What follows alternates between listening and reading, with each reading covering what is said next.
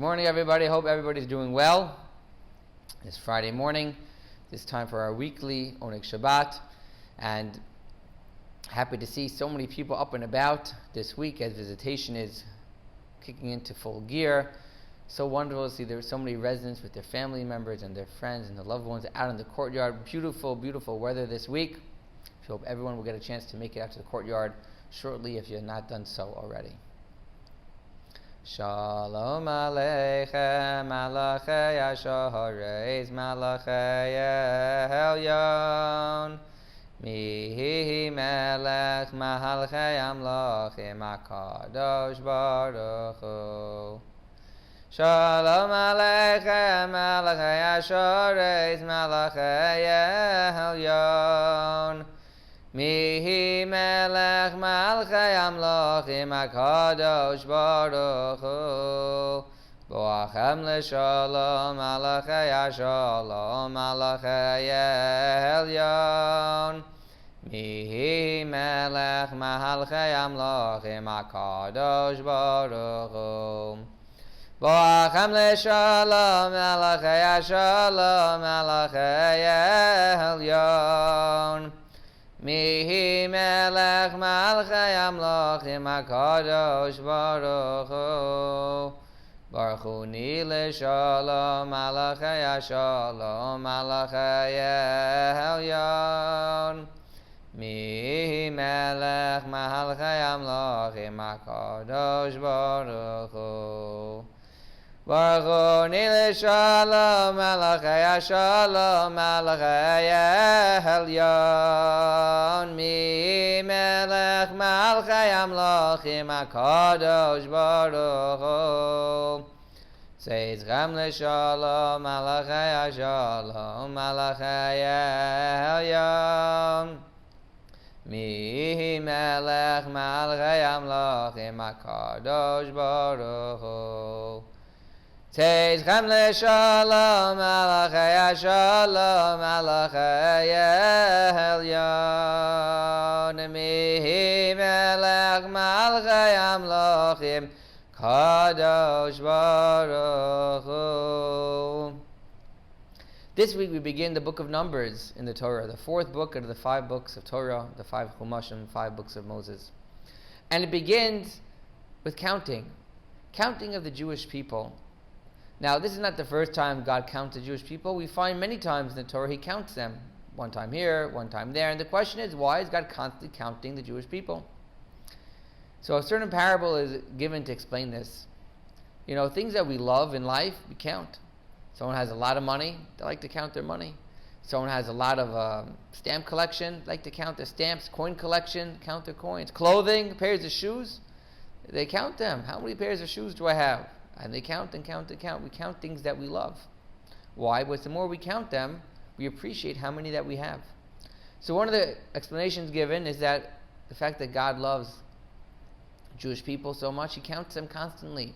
And here, there may not even be a reason why He's counting them specifically, but He counts them anyway, just to show that. But there's a deeper reason for this as well. Because the Jewish people traveling in the desert split up into different groups, into different camps, and they would travel. Each group, each tribe would travel individually by themselves. And usually, when there's a certain level of individuality between everyone, there's a lack of unity. My group was doing one thing, another group was doing something else, a third group was doing something else. And as the Torah explains, each of the tribes, each of the groups had different flags representing their tribes, different symbols, different colors. So there's a concern, instead of 12 unified groups, there's 12 separate little groups of people with different ideas, different thoughts, and maybe there'd be a lack of unity within the Jewish people. So God says, no, I'm counting you. Why? Because yes, there's a lot of individuality, and it's important in life to have individuality. We're not supposed to copy what other people do. We're not supposed to act how other people act. We should do how we feel is right and how we want to act on our own. But the concern is obviously if everyone's doing this on their own, they forget about being joined together as one. So when God counts all the people, He says, yes, I'm very happy that all of you have the opportunity to be an individual in your lives right now, but don't forget, you're all individuals, but under my guidance. And the counting unifies everyone. Because now it's not just 1,000 people from one tribe, 10,000 from another tribe, 15,000 from another tribe. No, overall, what's the total number of people? And it's one number. So the counting the individuals leads to a group of one where everyone understands and realizing that we may be individuals, but we all have the same goal in mind. L'chododi likras kala pnei Shabbos nekabela. Chododi likras kala pnei Shabbos nekabela. Shamor v'zachor b'dibur echad. Hishmiyahanu kelam yuchad. Hashem echad u'shmo echad. Shem Utziferes v'lisila l'chododi likras kala pnei Shabbos nekabela. Likras Shabbos Gurwin Healthcare ki mikor haviracha meirosh mikedem nisucha. Soif maaseh b'machshavat chila l'chododi likras kala pnei Shabbos nekabela. Mikdash melech ir melucha kumitzi mitoicha hafecha ravlo shevet b'yem kabacha. Hu yacham ola yechem la l'chododi likras kala pnei Shabbos nekabela. Lo say lo shiv lo si kol me ma'atish rochachi u'matemi b'hog yachsu ani yami v'nevnesa irauti lo chododi likras kala pnei Shabbos nekabela. Yamin u'smol tehifroti v'yes Hashem dahariti al yad ben yishai beis alachmi.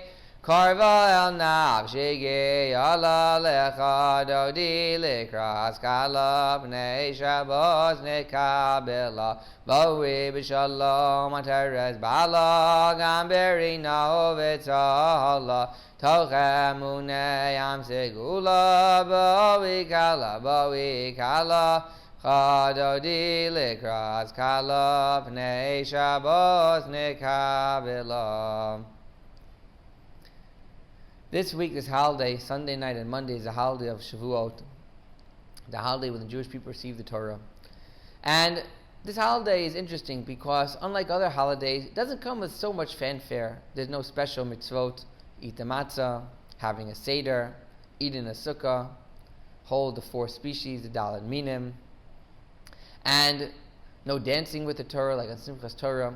And the question is, why is such an important holiday of receiving the Torah not necessarily met with so much fanfare? It's only 2 days, it's not 7 days, it's not like Hanukkah, which is 8 days, no lighting the menorah, no reading the Megillah like Purim. It seems like it comes and it goes. But it's such an important, crucial day when we receive the Torah and all the 613 commandments. And the answer given is the following. A lot of times we need the extras in life to get us excited for something, get us in the mood for something. We need to eat matzah to be excited about having a seder. We need to eat in a sukkah to get excited about the holiday of Sukkot. We need to dance with the Torah to get excited about Sukkot. We need to light the menorah to get excited about Hanukkah. But something which is truly, truly precious and important to us, we're excited just for the mere fact that it's here.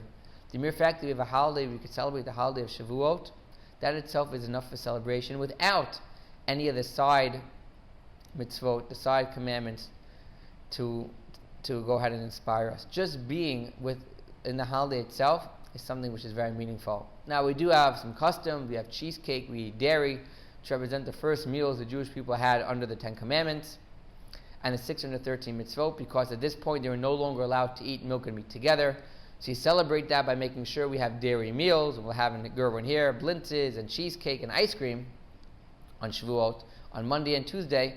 But again, the idea is that just receiving the Torah and being the chosen nation of God, that itself is something which makes us happy and brings us a certain level of contentment with our relationship with God. Adon olam asher malach v'terem kol yetzir nivra v'yeis nasa v'chefso kol azay melech shemo nikra v'yacharei kechlos hakol v'hada yimloch nora v'haya v'hoveh Ho yeh b'sefara v'ho echad v'yein sheni. Hamshila lehamira v'li reshit v'li sachlet v'lo hod v'hamisra v'ho keli chai goali. Surchev li b'yes nasa v'ho nisi umanosli minas kosi b'yom ekra b'yahado avkid ruchi. V'yes ishan v'yahira v'yim ruchi geviyasi ado shem li v'lo ira. Everyone should have a happy and healthy Shabbat, a great weekend, great holiday Shavuot. We'll see everybody next week.